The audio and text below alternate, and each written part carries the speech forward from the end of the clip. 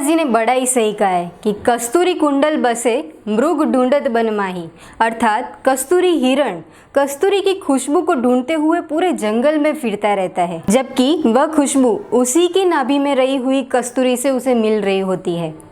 उस हिरण को पता नहीं होता है जिस खुशबू का वो दीवाना बना हुआ यहाँ वहाँ पूरे जंगल में ढूंढता रहता है, वो असल में उसी के पास होती है। आज की ये कहानी बहुत ही इंटरेस्टिंग होने वाली है। ये कहानी है एक सेठ जी की, जो कि हीरो के बहुत ही बड़े व्यापारी थे।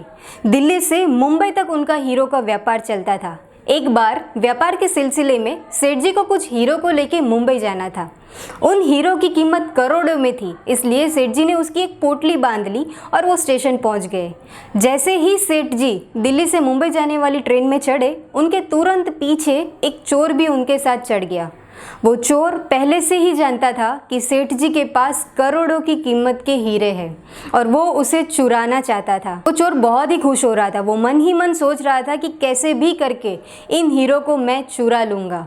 वो बहुत ही खुश हो रहा था ये सोच सोच के कि अगर ये हीरे उसके हाथ लग गए तो उसकी पूरी जिंदगी आराम से गुजर जाएगी। दिल्ली से मुंबई जाने के लिए 2 रात का समय लगना था और रात को चोर को चोरी करनी थी, इसलिए शाम को ही उसने जल्दी खाना पीना निपटा कर वो सो गया। इन सारी हरकतों पे सेठ जी का पूरा ध्यान था।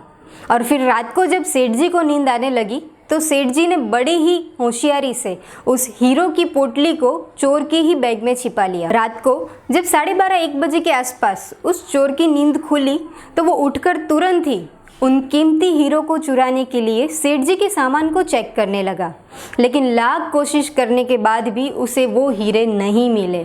फिर वो सेठ जी के कपड़ों में भी उस हीरो को ढूंढने लगा। उसने बहुत मेहनत की, सेठ जी के आसपास की सारी जगहों पर उसने ढूंढा। बहुत ही मेहनत करने के बाद भी चोर उन कीमती हीरो को नहीं ढूंढ पाया। हीरो को ढूंढते ढूंढते सुबह हो गई थी और चोर बहुत ही थक गया था, इसलिए वो थक कर सो गया।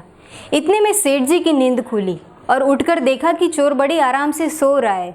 तो फिर उन्होंने उस चोर की बैग से अपनी हीरो की पोटली को वापस अपने पास ले लिया और इस यात्रा का आनंद लेने लगे। थोड़ी देर के बाद चोर भी वापस से उठ गया, लेकिन वो उठने के बाद भी बड़ा हैरान था। वो सोच रहा था कि आखिर में सेठ जी ने उन हीरो की पोटली को कहाँ छिपाया है।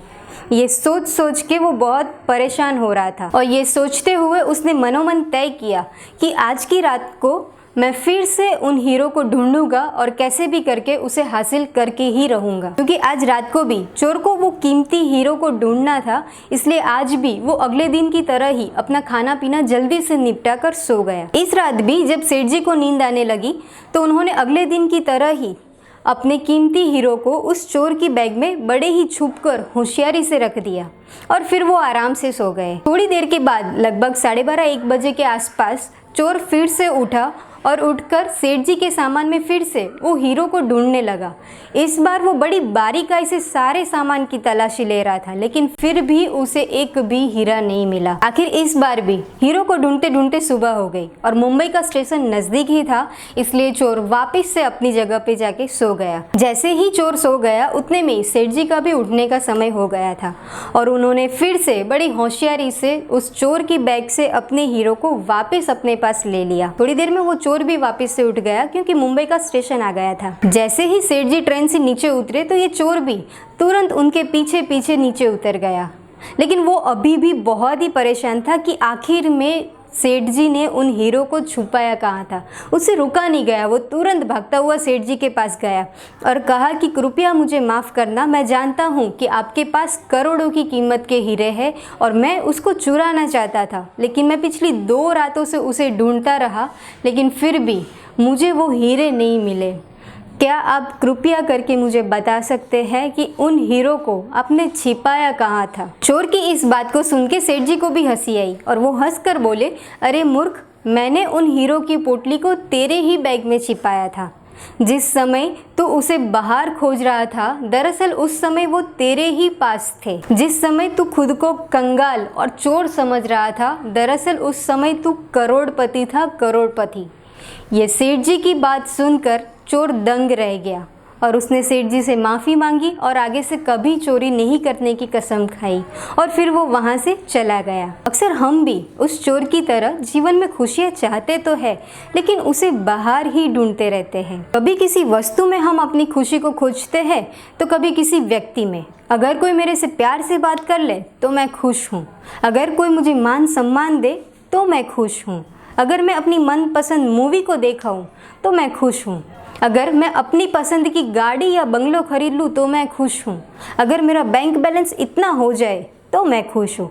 यहाँ तक कि अगर सोशल मीडिया पे मेरे इतने फॉलोअर्स बढ़ जाए तो मैं खुश हूँ।